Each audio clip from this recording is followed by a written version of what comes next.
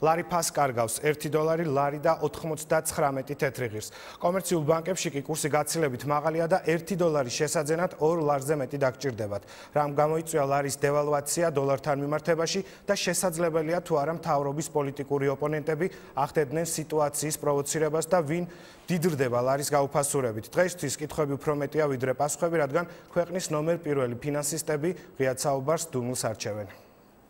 მთავარი პრობლემა ჩვენი, რომელიც ეკონომიკური პრობლემის ასახვა, ეს არის ბიუჯეტი. ბოლო 10 წლის განმავლობაში ლარის კურსის რეკორდული ვარდნის ერთ-ერთი მთავარი მიზეზი საქართველოს ეროვნული ბანკის ყოფილი პრეზიდენტის აზრით ბიუჯეტის არასწორი გადანაწილებაა.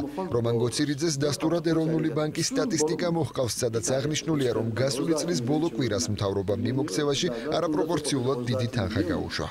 ბიუჯეტი არ სრულდებოდა დაუშვათ რიტმულად და ხშირად ამაზე ვსაუბრობთ, რომ ბიუჯეტის შესრულება ხდება წლის ბოლო თვეებში და ბოლო დღეებშიაც კი ეს რა თქმა უნდა დიდი პრობლემაა, მაგრამ მთლიანად ბიუჯეტია უკვე პრობლემა, რომელმაც ძალიან იცვალა სახე და ის უკვე მუდმივი შინაგანი წყარო ხდება ფინანსური დესტაბილიზაციისა. ეროვნული ბანკის მონაცემებით დღეს ლარის კურსმა დოლართან მიმართებაში 1 ლარი და 99 თეთრი შეადგინა, რაც ბოლო 10 წლის მონაცემებით ყველაზე მაღალი მაჩვენებელია.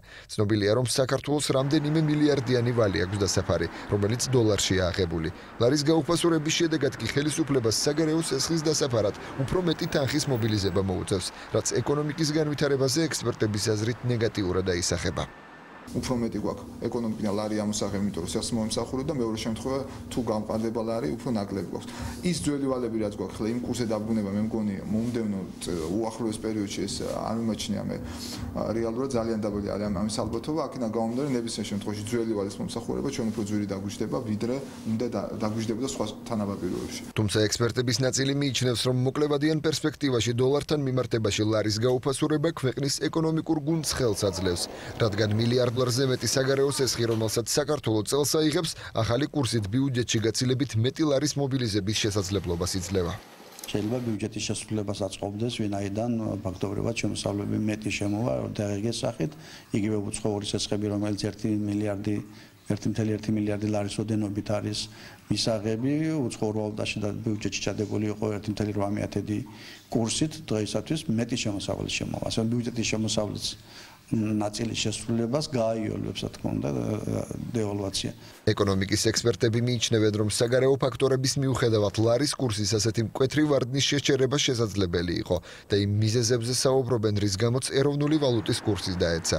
მათ შორისაა ხელისუფლების მიერ მიღებული კანონპროექტები, რომლებმაც ექსპერტების მოსაზრებით ქვეყანაში ინვესტიციების შემოდინება და ტურიზმის განვითარება შეაფერხეს. სავიზო რეჟიმის გაუარესება მიმოქმედა. წელიწადნახევარი წელია მიმდინარეობს სოფლის მეურნეობის კანონის დამუშავება, რაც რა თქმა უნდა უცხოური ინვესტორის სურვილი შენელებული იქნება, სანამ არ გაიგოვა რა მიმართულება იქნება. ეკონომისტები ამბობენ, რომ შექმნილი ვითარება აშკარა სავალუტო კრიზისია და ხელისუფლებას უფრო აქტიური მონეტარული პოლიტიკის გატარებისკენ მოუწოდებენ. 2015 წელი რუსეთი იქნება მძიმე სიტუაციაში, სანქციები გაგრძელდება და ჩვენ ტრანსფერს დავუყარგავთ. ჩვენთვის ძალიან მნიშვნელოვანი ტრანსფერს. რას შვები ჩვენ ქართული მთავრობა, რას უპირისპირებს სწორედ იმას, რასაც დღეს მიმზადებს ეკონომიკას. საერთაშორისო თუ შიდა. კრიზისული მოქმედების გეგმა უნდა დაადონ, ეს აუცილებელი დადგა ეს დრო უკვე. სტატისტიკის მიხედვით საქართველოს მოსახლეობა ძირითადად უცხოეთიდან შემოსულ პროდუქციას მოიხმარს. იქიდან გამომდინარე, რომ პენსია და უმრავლეს შემთხვევაში ხელფასები ქვეყანაში არ გაზრდილა, აშკარაა, რომ მოსახლეობა არსებული შემოსავლით ნაკლები პროდუქტის შეძენას მოახერხებს. ბოლო 1 კვირის განმავლობაში ლარის კურსის ვარდნასთან დაკავშირებით ამ დრომდე კომენტარი არც ფინანსთა სამინისტროს და არც ეროვნულ ბანკს არ გაუკეთებია.